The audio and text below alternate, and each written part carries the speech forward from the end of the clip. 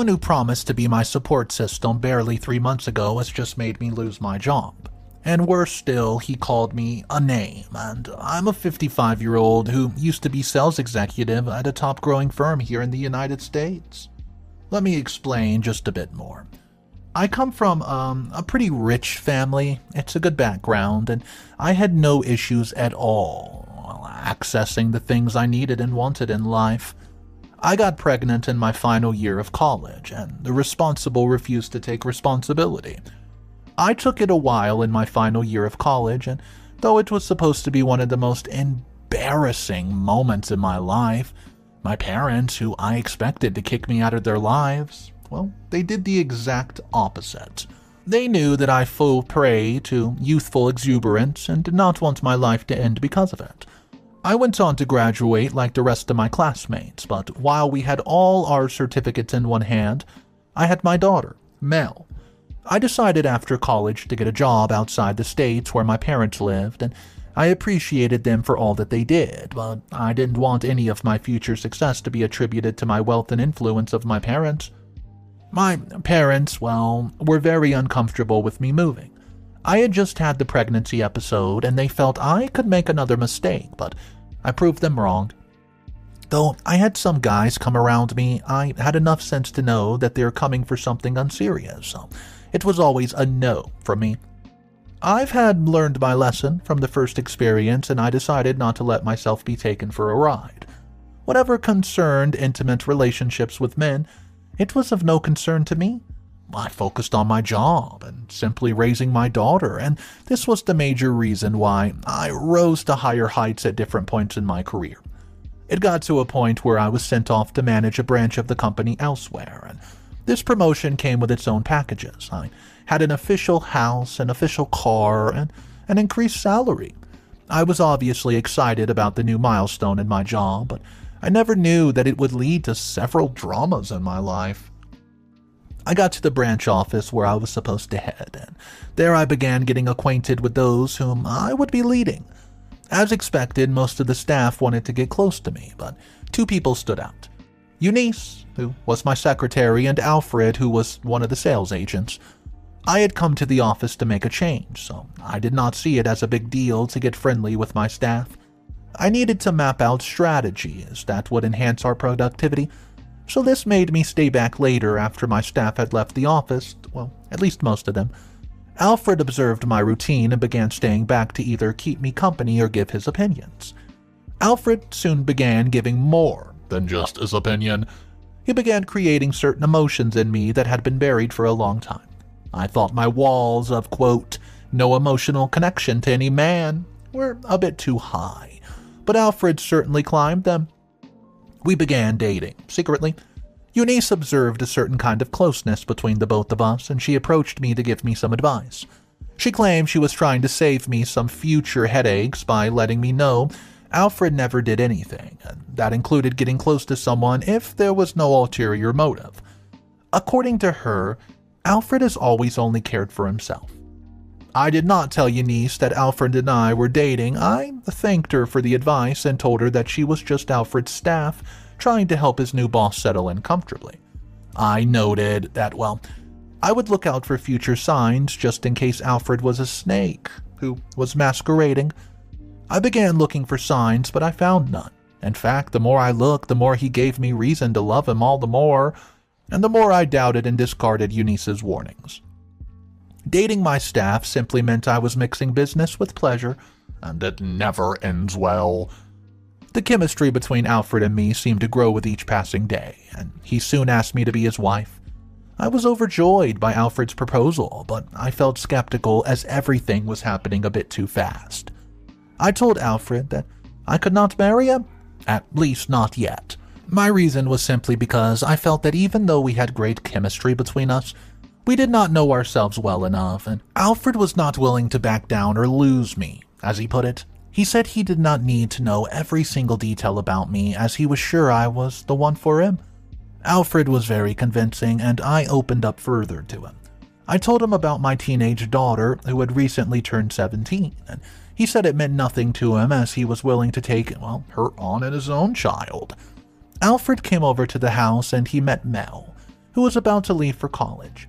I asked Mel how she felt about having Alfred as a stepfather, and she said that she was not sure that he would make a good partner for me. She, however, noted that she was not going to interfere with my happiness, and if I was sure Alfred was the one, that I should go ahead and go for it. I was not sure Alfred was the one, but he was way up in my head, you know. It's been a long time since I've ever felt that way, the way I did, and I did not want the only guy who ever seemed genuine to pass by, so I accepted his proposal.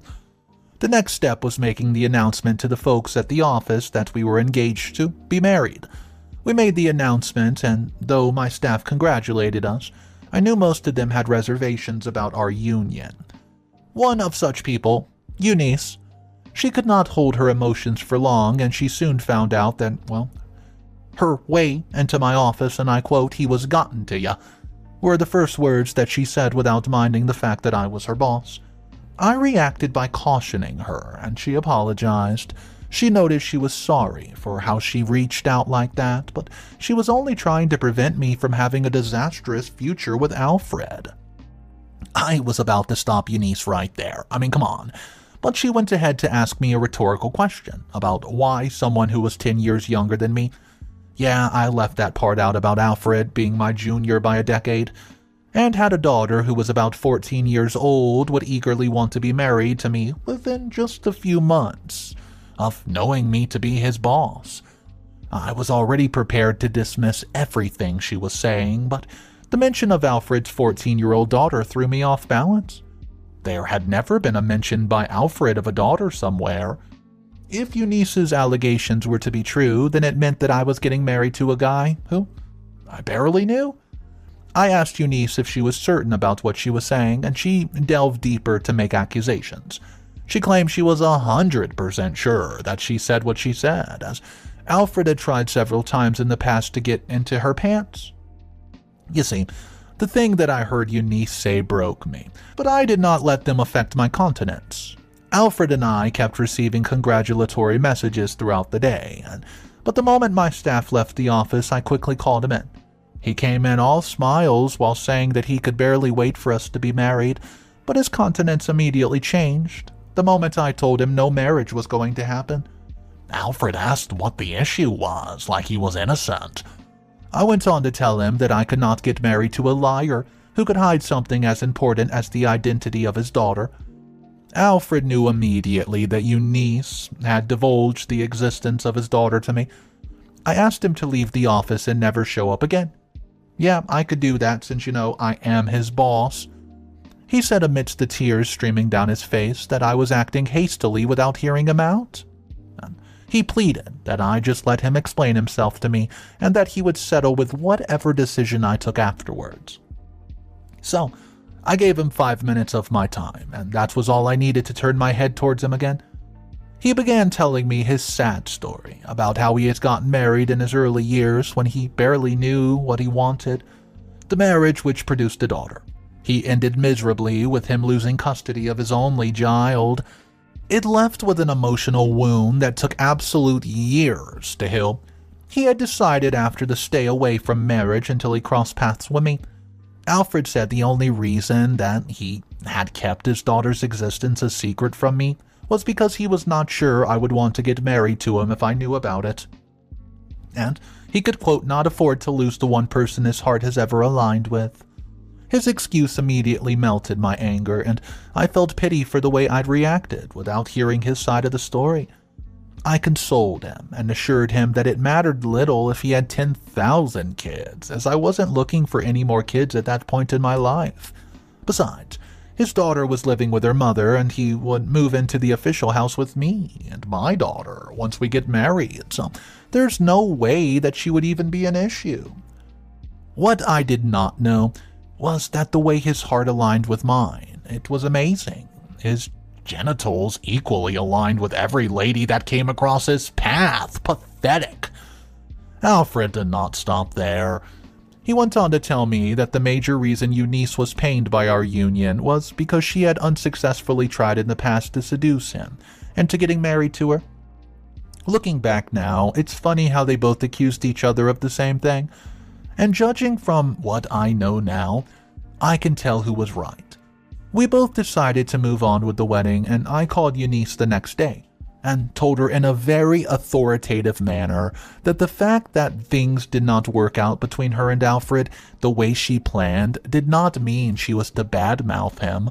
I told her that we would be getting married, and she was to talk to about him from then on with respect, and he was going to be her boss's husband. Alfred and I got married, and my family was present. He marveled at how wealthy they were, and he did not stop speaking about it. He even implied that my success was tied to the wealth and influence of my family. We returned to the office afterwards, and the staff at the office, including Eunice, accorded him a bit of respect. His friends there called him the boss's boss, and I could see how his ego and pride swelled. It made me happy that my man was happy. But Alfred began taking the whole thing a bit too far. You see, I made an observation. Anyone with eyes could clearly see the same thing. My husband got unserious about his job. He acted like he was doing the company a favor by being called their staff.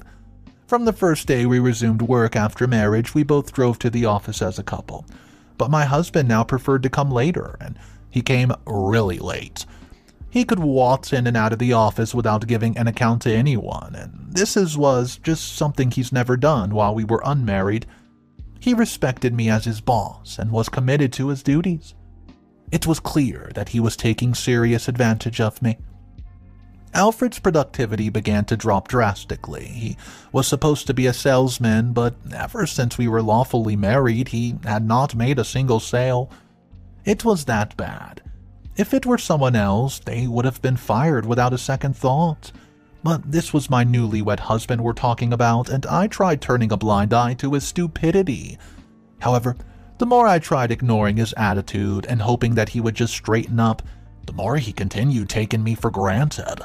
And the clearer it was that I was being very partial, so I decided I was going to confront him because this was not the guy whom I married. Alfred left the office very early that day, and I decided to talk with him. And after I got home later in the evening, I discovered he wasn't there. I waited patiently for his return, and as I was determined to iron things out with him. He finally came home and wanted to go straight to bed, and that's how bad things have gotten so soon. If it were before, he would be all over me, so I just asked for a few minutes of his time, and he grudgingly gave it. I pointed out his recent attitude, which negatively affected not just my image, but the productivity of the company. Alfred apologized to me after I was done, and he then proceeded to tell me that right after our marriage, he said to himself that he would not live in the official house or enjoy other privileges that came with my position for the rest of our lives, and so he had thought it best to build our own home. He noted that it was the reason his performance had dropped ever since. Well, I was impressed by his excuse. I mean, it was a worthy one. I asked how far he's gotten with the building project, and he said he was still in the planning phase and had been making plans to talk with me at a later date, as regards to the project cost. But since we're at it, it's best that we discussed it now. It didn't make any sense that my husband had spent 3 months just making plans, but all the same, I overlooked it. He disclosed the total cost of the project, and I asked how much he was going to bring to the table. Alfred said he had nothing to contribute financially, and I was alarmed by that response. Ever since our marriage, and even before it, I've been the one spending. I was the one who covered the cost of our wedding, and I still run the affairs of the house with my own money without taking a dime from him. And it made no sense because I was certain that he earned a good amount of money. I mean, yeah, I know it. Alfred had an excuse, and it was that his daughter was becoming demanding and he still had to pay child support. I tried to be understanding and promised to seriously think about it before taking up a building project of that magnitude on my own.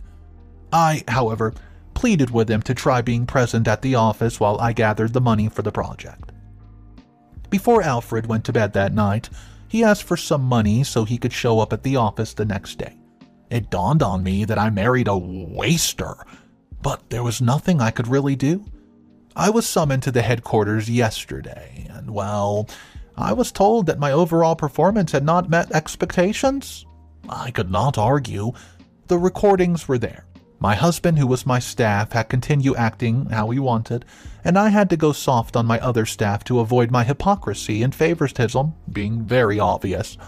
The result of my actions and inaction was a poor level of productivity. I was asked to clear out my desk with immediate effect as somebody else would be taking the position. That is what was going to happen. I was being fired. And it meant I would move out of the official house where I lived, although I was given a week to get an apartment. I gathered my staff and gave them the news, and though they sympathized with me, I believed most of them, especially Eunice, must have felt I deserved it. If I could turn back the hands of time, I would have listened to Eunice, as my husband has just made me lose my job. The worst part was that he wasn't even at the office when I disclosed this information to the staff. I got home tired and frustrated. I couldn't even think. I just went to bed, but I was awoken by Alfred's return, and the smell of alcohol was reeking. Plus, I could see some lipstick stains on his dress. Well, I had not asked where he's been all day. He had just began telling me some made-up excuse. He said that he had been at a friend's engagement party. I mean, what kind of engagement party is held on a weekday? Starts early in the morning and ends late into the night? Come on. I was not in the mood to talk with him as I was already repulsed by his presence. I just told him that I had been fired and we had a week to move out of the house.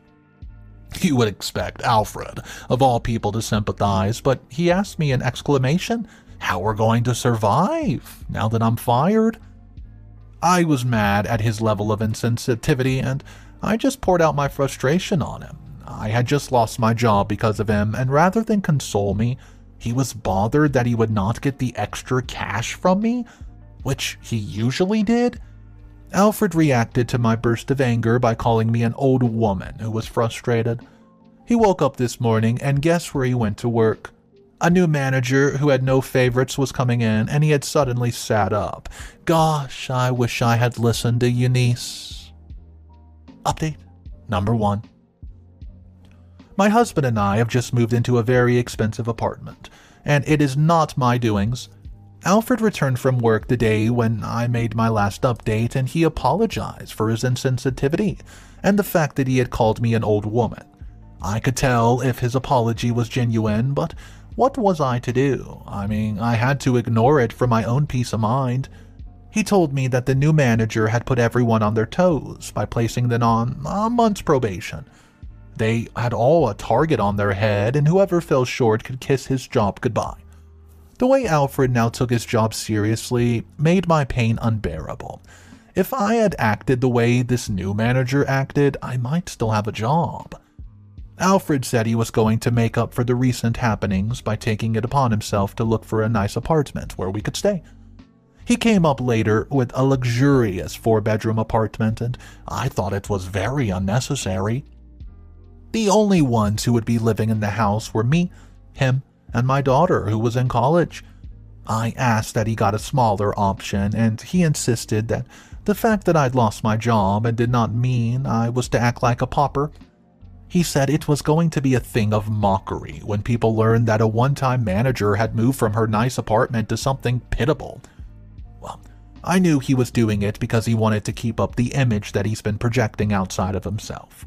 I was willing to let him have his way, but the shameless man, whom I call my husband, asked me to foot the bill. I just lost my job, and I had daughters who were in college, and Alfred was asking me to pay for the expensive apartment that he had found against my wishes. I clearly told him I could not do so, as I was living on savings I had accrued over the years. Having seen my firm resolve to not pay for the apartment, he asked that I borrow him the money from the savings that I had, which he would repay the moment he got his salary for the month. I'd known Alfred enough to not bank on him paying me back for the money, but I knew that we needed a place to stay and time was not on our side, so I gave him the money. Yesterday marked 3 days since we moved into the house, and my husband and I currently are not on speaking terms. He approached me yesterday to ask for child support money for his daughter, and this was the height of it. And I wasted no time telling him there was none available, not even in my savings. Alfred then suggested that I reach out to my family to borrow some money from them. this was against what I vowed when I was seeking independence from my parents as a young lady. So I just told him that I could not, as he said I was just being too full of myself. Well, according to him, what's the point of having a rich family if you can't get money from them? So I did not give in, and he has avoided me ever since. Update number 2. Alfred has purposely started becoming a thorn in my flesh, and I'm not saying this because of the malice between the both of us. I got a call from my siblings, and they informed me that Alfred had reached out to them to tell that we have both lost our jobs and we were in dire need of financial assistance. They wanted to check up on me to make sure the story was true. Well, I was shocked at the fact that Alfred was willing to lie about his job status just to siphon money from my siblings. I confirmed to them that I've lost my job, while Alfred was being put on probation. I, however, asked them not to send any money to either me nor my husband, as we would be fine. My siblings gave me a lifeline by saying I could always reach out if I ever felt the need. I cut the call. I felt disgusted by my husband's desperation, and I confronted him, and he said he confirmed he had reached out to my family on my behalf since I was too proud to do so. I did not argue, I just walked out on him, as I knew he was not getting any money from my family. It was the midst of all this that I received the news that my father just passed away. Alfred sympathized with the demise of my father. He said I should take comfort in the fact that my father had lived a fruitful life and equally see his death to an answer to our financial issues, as we were sure my father would have left me an inheritance that would keep us afloat for a while. Alfred is a self-centered, cold-hearted opportunist who only cares for himself. He began asking when the burial ceremony was going to be, and even encouraged me to travel 2 weeks ahead of time and stay till the will was read. The death of my father coincided with my daughter's holidays, so she came home, and we both went to the burial of my father, and after the burial ceremony, the will was read. The death of my father coincided with my daughter's holidays, so she came home, and we both went to the burial of my dad. After the burial ceremony, the will was read, and it turned out that I have gotten a trust fund set up by me by my late father. It had to do with several expensive buildings that were rented and leased out to people, and I was to be getting a total of $50,000 every month. This was way more than I've ever earned, and I would never have to work again in my life. The paperwork would take a few weeks, but me and my daughter traveled back yesterday. I got home and Alfred went straight to ask me what I inherited from Dad. I told him my father had left his property to my mother, as he must have felt I was independent enough. I could see the look of disappointment on Alfred's face. I asked about his work, and he said he was off probation. I remarked that that's a good thing, as we would have something to live off of. Alfred immediately told me to go and get a job, because he was not going to use his hard-earned money to feed an old woman. He stormed out of the house, and I've been trying to process his words. This is the second time he's called me that word. Update number 3. There's a lot to be said, guys, and I don't know where to start. After my husband called me an old, well, you know what, I decided to take some days to think about what I would do. I told my daughter, who already suspected a rift between Alfred and me, that I was going to stay at a hotel for 3 days, so I could properly think and decide what the decision would be. So I did spend 3 days at the hotel, and never once did Alfred call to ask where his wife was or how she was doing. I decided I was going to end the marriage. It doesn't even qualify as a marriage, it was pure emotional torture. I got home after my brief time alone, and I could not find my daughter. I tried her line, but it wasn't reachable. I asked Alfred, who did not look excited to see me, and he said he had no idea where she was. I knew that she had gone back to school, as her holidays were long way from being over. As she would have told me. I was relieved when my siblings called me from the family house to let me know that my daughter Mel was staying there. I was surprised at the development because it was not up to the week that we had left there. My heart skipped several beats when my siblings told me the reason my daughter had suddenly left my home. She did not just leave, she fled. Turns out that my husband, who was her stepfather, had made advances on her, which left her uncomfortable, as you can imagine. I spoke with my daughter, who confirmed the same story. I cut the call and waited impatiently for Alfred to return from work. I was ready to tear him to shreds, but I needed to hear his side of the story even though I knew my daughter was telling the truth. Alfred claimed my daughter had left the house in a shame after a failed attempt by her to get seduced. I knew those lines. It was what he said about Eunice, and I was sure it's what he said about anyone else who refused to spread their legs for him. I immediately asked Alfred to leave the house, and I believe I had the right to because he had paid for it with my money, which he never returned as he promised he would. Alfred refused. He rather threw me out of the house, and I spent the night at a hotel before traveling to meet with my family, with whom I'm currently staying. I'm currently filing a divorce, though. Update number 4.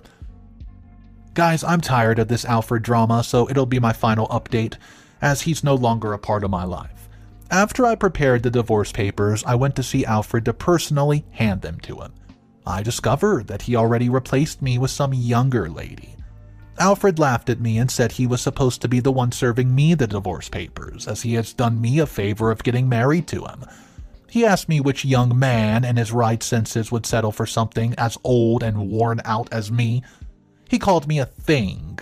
He went on to say he felt cheated because he was not taking anything out of the marriage since I was broke. He did not bother going through the papers. He just dumped it somewhere and said that he would meet me one day after the hearing. Then it finally came, and it was there that he discovered that I did not just file a divorce against him. I was suing him for kicking me out of the house that he rented with my money. I gave my testimony of how Alfred exploited me and made me lose my job in the process, and I produced receipt after receipt and the bank statements of my account which showed my transaction history. Alfred did not deny the fact that I've been the one spending time in the marriage. He couldn't, even if he wanted to, because I had the proof to back up the claim. He, however, told the judge that the money I claimed he borrowed from me was a lie. He said I'd given him the money to rent the house because I wanted to maintain the lie to everyone who knew me, that I was financially buoyant. I was not surprised at Alfred's lie, and the judge used his lie against him. He told Alfred he was wrong to have kicked me out of the house he claimed I gave him the money to pay for. The judge ruled that Alfred was to compensate me for getting kicked out, by repaying me twice the amount that I've given him to use in paying the rent. But that was not all. Oh no. He was also told that he was not going to get any percentage of the $50,000 that I received from the trust fund. Alfred looked so surprised at the mention of a trust fund that gave me a monthly income of $50,000. Alfred wanted to run mad in court. He protested that I'd hidden the trust fund from him, but his accusation did not hold water. It was actually all in the papers that was presented to him prior to this, and he had cared enough to read it.